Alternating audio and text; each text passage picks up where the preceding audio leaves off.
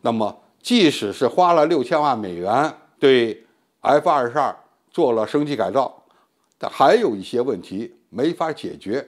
因此，在这个方面，特别是在战场态势感知能力方面 ，F-22依然追不上歼20的水平。观众朋友、网友朋友，大家好，我是付天少。在服役16年之后呢，美国空军正式宣布 F-22隐身战斗机的中期性能升级计划。洛克希德马丁公司将因此而获得价值$108.6亿的合同，对现有的182架 F-22战斗机进行升级改造。平均算下来，每架 F-22猛禽战斗机的升级费用将高达$6000万。美国国防部在一份声明中称，这份合同将包括 F-22战斗机的升级、增强和维护等服务。洛克希德马丁公司还将提供后勤保障服务和现代化的硬件配套采购。报道称，当 F-22战斗机在这个项目完成了现代化升级工作之后呢， F-22战斗机本身的使用寿命可能已经接近于结束。那么这个改造还有意思吗？因为你花了这么多的钱把它们升级改造完了，但它的命没了，用不了几年就得退役，这恐怕是很不合算的一件事。因此我们估计后续的改进还得继续进行，比如说给飞机延寿。而大量采用复合材料的战斗机如何延寿，这又是一个新的课题，必须认真解决，才有可能让它继续服役若干年。那么这次的升级改造计划有可能对 F-22做哪些改进呢？现在这个项目书还没有公开，我想有些地方它能改，有些恐怕改不了。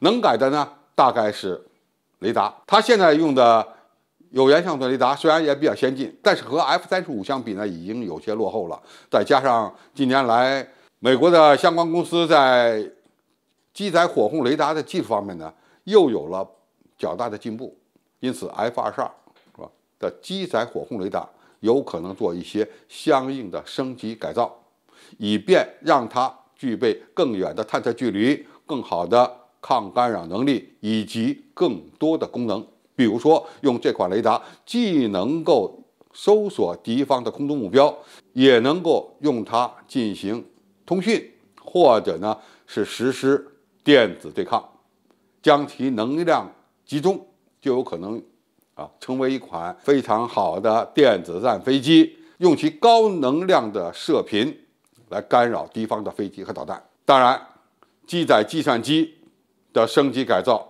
恐怕也是必不可少的。不仅是硬件的升级要做，软件的升级呢也要搞。再有就是座舱了。那么这个座舱它 F-22和 F-35相比，应该说落后了一大截。F-22是1屏7下，它是7个大大小小不同的显示器，而 F-35只有一个大屏幕的显示器，这个技术差距可相当大。那么能改吗？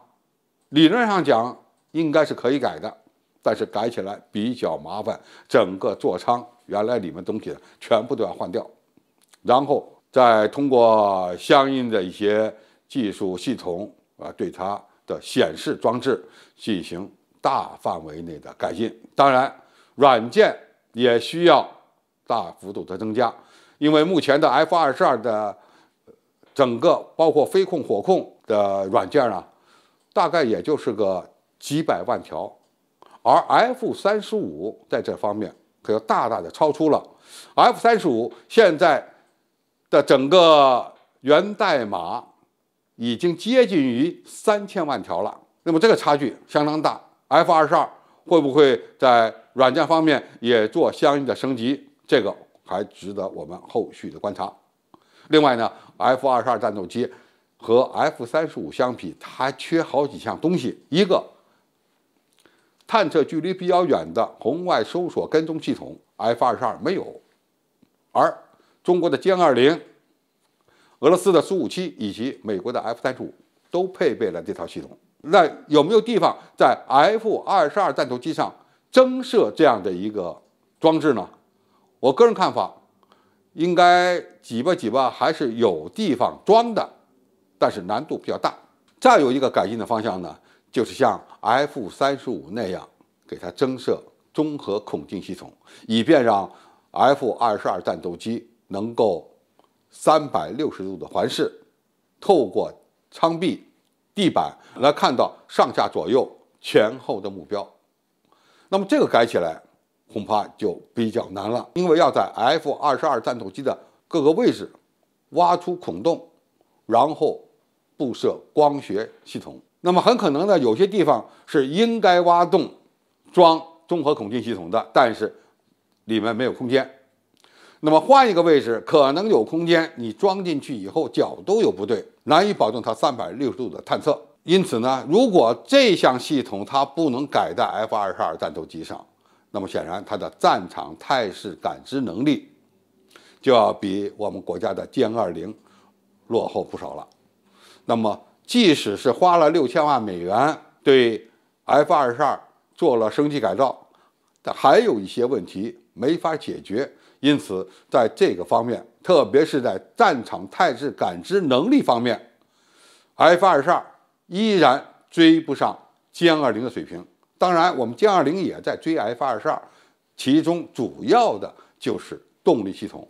那么随着我们国家航空装备技术，特别是发动机技术的发展进步，我想用不了几年，歼20就可以真正换上它的国产新了。到那个时候，歼20的动力系统就可以和 F-22拉平了，而在机载航电系统，尤其是各种各样先进传感器方面，依然会超过 F-22。那么到那个时候 ，F-22还怎么改进？这恐怕是美国空军不得不思考的下一个问题了。好，今天的评述就到这里，谢谢大家收看，我们下期再见。